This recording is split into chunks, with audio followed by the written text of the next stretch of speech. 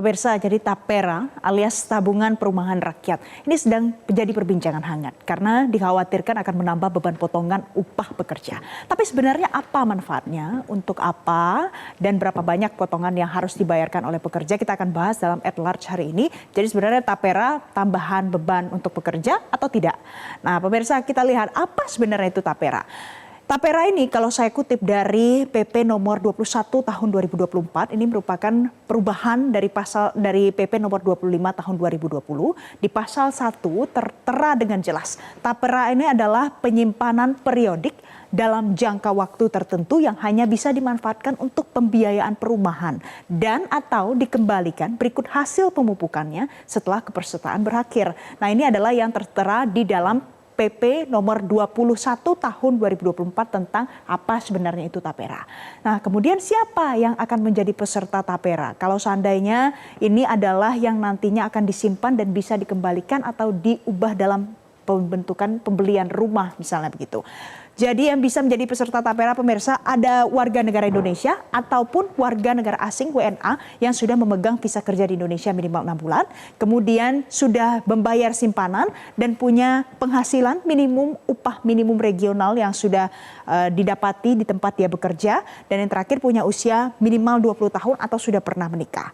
Terus pekerjaannya apa? Pekerjaannya apa kita lihat, tapera ini bisa untuk yang bekerja sebagai di slide selanjutnya ASN, TNI, Polri, CPNS, kemudian juga pekerja BUMN, pekerja BUMD, pejabat negara, dan yang terakhir yang menjadi kontroversial adalah ternyata pegawai atau pekerja BUMS swasta juga bisa melakukan cicilan tapera ini atau menyimpan uang dalam program tapera dan pekerja lain yang menerima upah. Kemudian pemirsa, berapa iuran yang akan diambil pada saat tapera ini sudah diberlakukan nanti? Nah, iurannya ternyata adalah angkanya 3% dengan rincian kalau seandainya Anda bekerja di satu perusahaan, maka pemberi pekerja akan membayarkan sebesar 0,5% dan pekerja membayarkan sebesar 2,5%. Sedangkan jika pekerjanya merupakan pekerja mandiri alias tidak bekerja di perusahaan orang lain, maka 3%-nya akan menjadi tanggungan sendiri.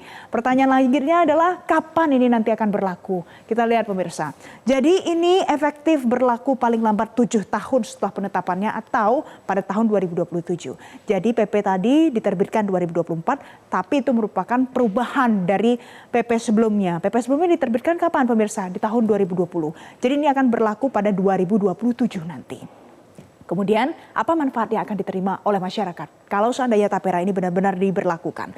Jadi pemirsa, nanti pada saat tapera ini sudah diberlakukan iurannya, akan ada dana yang dikembalikan pada akhir masa kepesertaan plus hasil pemupukan.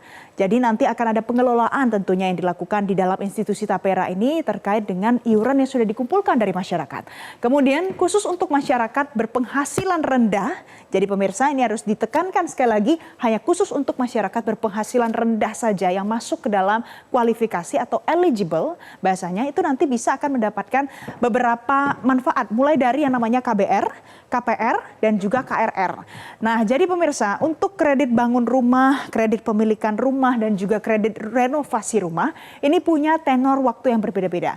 Kalau seandainya melakukan kredit membangun rumah, ini di 15 tahun, dan ini pada saat kepemilikan rumah di tenor 30 tahun, sedangkan untuk renovasi rumah punya tenor 5 tahun. Jadi total semuanya maksimal adalah tenor di 30 tahun dengan bunga yang masuk ke dalam kategori rendah. Itu adalah jika Anda masuk ke dalam kategori masyarakat berpenghasilan rendah. Selanjutnya kita lihat lagi, bagaimana dengan potongan wajib yang jika ikut kepesertaannya, berapa yang harus dibayarkan. Jadi sejauh ini masyarakat atau warga negara Indonesia punya beberapa potongan wajib yang harus dibayarkan untuk pemerintah. Yang pertama ada yang namanya pajak penghasilan, tergantung jumlah penghasilan Anda, macam-macam kategorinya 5 sampai dengan 35%. Kemudian iuran BPJS Ketenagakerjaan, jaminan hari tua 5,7% dari total penghasilan. Iuran BPJS Kesehatan 5%, dan ini sebenarnya punya kelas masing-masing dan dibayarkan per bulan. Selanjutnya pemirsa kita lihat ada lagi potongan lain. Potongan lainnya kita lihat adalah BPJS Ketenagakerjaan, jaminan pensiun 3% dari penghasilan, jaminan kecelakaan kerja dan jaminan kematian dibayarkan oleh perusahaan, dan yang terakhir adalah yang baru nanti akan berlaku di 2027, tapera sebesar 3% dari penghasilan. Nah, saya ajak Anda kita lihat simulasinya bagaimana. Kalau seandainya Anda memiliki upah minimum 5 juta alias UMR Jakarta. Katakanlah 5 juta pemirsa. Pada saat pekerja swasta punya gaji 5 juta per bulan, maka 1% BPJS Kesehatan 50.000, kemudian 2% JHT 100.000, 1% jaminan pensiun 50.000, dan juga 2,5% tapera atau setara dengan Rp125.000. Kalau seandainya di total potongan itu ada di angka kisaran Rp325.000 jika Anda memiliki gaji 5 juta per bulan dan yang bersih diterima oleh seorang pekerja adalah totalnya Rp4.675.000. Tapi pemirsa harus dicatat, ini adalah yang memiliki gaji 5 juta per bulan. Sedangkan persenan ini akan berlaku hal yang sama atau berlaku kelipatan jika seandainya gaji Anda 10 juta per bulan, maka ini akan berlaku 2 kali lipatnya. Begitu seterusnya. Jadi kalau kita lihat program Tapera ini punya manfaat untuk masyarakat yang nantinya bisa diambil pada saat akhir dari masa kepesertaan atau ada tujuan-tujuan yang sudah ditetapkan di dalam PP yang sudah berlaku. Tapi di antara itu semua masih ada yang kemudian berpolemik apakah memang masyarakat ini butuh semuanya untuk bergabung di dalam Tapera ini. Nanti kita akan bahas selengkapnya. Kita akan sajikan untuk Anda dialog permasalahan tabungan perumahan rakyat bersama anggota Komisi 5 DPR RI Suryadi Jayapurnama. Sesaat lagi. Jelajahi cara baru mendapatkan informasi. Download Metro TV Extend sekarang.